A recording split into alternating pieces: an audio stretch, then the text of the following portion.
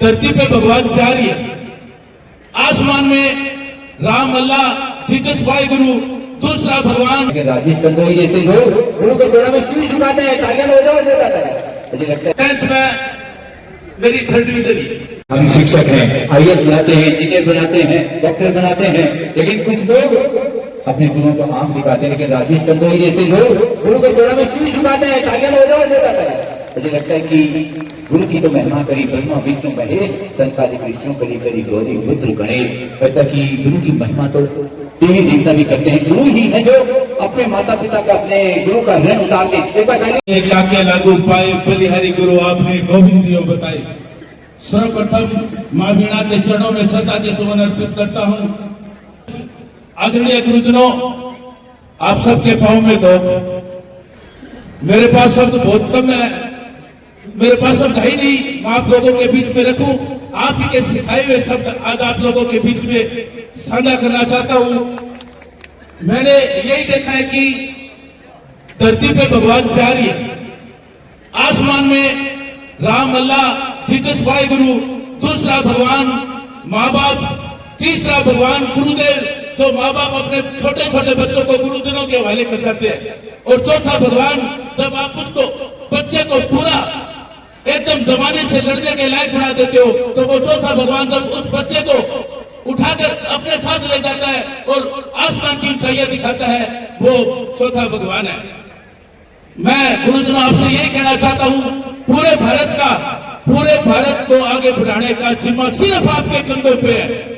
आप ही हो जो इस देश को आगे बढ़ा सकते हो, क्योंकि आप लोग और कोई IAS बनाते हो, आप लोग ही IPS बनाते हो, आप ही CA बनाते हो, आप ही डॉक्टर बनाते हो, आप ही इंजीनियर बनाते हो, आप ही साइंटिस्ट बनाते हो। आप ही वो लोग हो जो मां भारती की रक्षा करने वाले वीर सैनिक भी आप बनाते हो।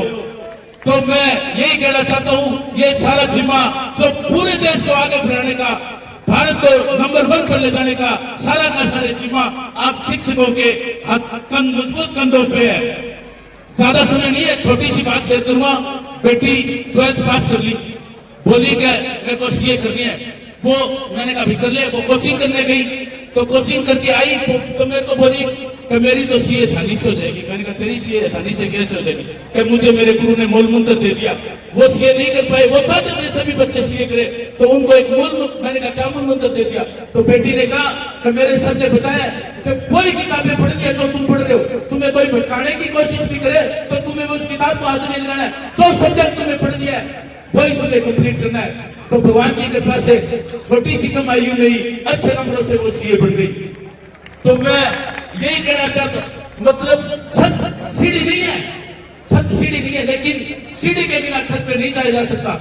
सीढ़ी को संस्कृत में अवतारिका कहा जाता है। टीचर अवतार का काम करता है, बच्चे को आगे बढ़ाने का भविष्य उसके हाथ में ही है, इसीलिए टीचर अवतार का काम करता है। इसीलिए मैं सभी टीचरों का तहे दिल से धन्यवाद देता हूं। और अब मैं एक बात मेरी भी बता दूं, मैं 50 साल का हूं, तो मेरी भी एक बात मैं थारे बीच में साझा करूं। 10th में मेरी 3rd डिवीजन, 12th में पूरी 2nd डिवीजन आई। 2nd डिवीजन आई, फिर मैं कॉलेज में चला गया। अब आपको पता ही है 3rd डिवीजन ही 2nd डिवीजन ही तो शरारती बच्चा तो है। कॉलेज में गया तो अपने आप को बड़े समझने लगे, वहां भी शरारत शुरू कर दी। अब शरारत शुरू कर दी तो वहां मेरे आदरणीय गुरुदेव साधु सिंह जी बेनीवाल ने मुझे देख लिया। हमारे कॉमर्स के टीचर थे, अकाउंटेंसी के, उन्होंने बुला लिया। उसने कहा क्या भाई, मैं नतमस्तक सर के पास में खड़ा रहा। सर ने मेरे को एक ही बात कही, वो बात मेरा जीवन बदल दिया। उन्होंने सर ने एक ही बात कहा, कहते तेरे को बिजनेस करना है, क्यों तू तेरा टाइम खराब कर रहा है? मैं तेरे को यही कहना चाहता हूं, अगर तेरे को आगे बढ़ना है तो जिस भी क्षेत्र में काम करे उसमें पूरी ताकत लगा दे। अब जैसे तू पढ़ाई कर रहा है तो उसमें पूरी ताकत लगा दे। ऐसा दुनिया का कोई सवाल नहीं है तो तू नहीं समझ पाएगा। हो सकता है किसी इंटेलिजेंट बच्चे के एक बार में समझ में आ जाए, दूसरे के 2 बार में समझ में आ जाए, नहीं तो तीसरी बार सवाल जरूर समझ में आएगा। उस स्टूडेंट को साधु सिंह जी की बात ऐसी दिमाग में बैठी, 100 में से 90 नंबर आने लगे। कॉलेज बात करके निकला, मैं तो खुद ये आप में ये कैसे हुआ? कहते हैं हीरो को तो सभी हीरो बनाते हैं, मैं जीरो को हीरो बनाता हूँ। तो आज मैं उस गुरुदेव को आज शिक्षक प्राप्ति शिक्षक सम्मेलन में आऊं और उस गुरुदेव को याद ना करूं, यह हो ही नहीं सकता, जिन्होंने मेरा सारा जीवन बदल दिया। और मैं बहुत मेरी बीच में रहता, लेकिन समय का अभाव है, इसलिए मैं अपनी वाणी को विराम देता हूं और एक बार आप सबको तहे दिल से प्रणाम करता हूं। जय भीम, जय भारत।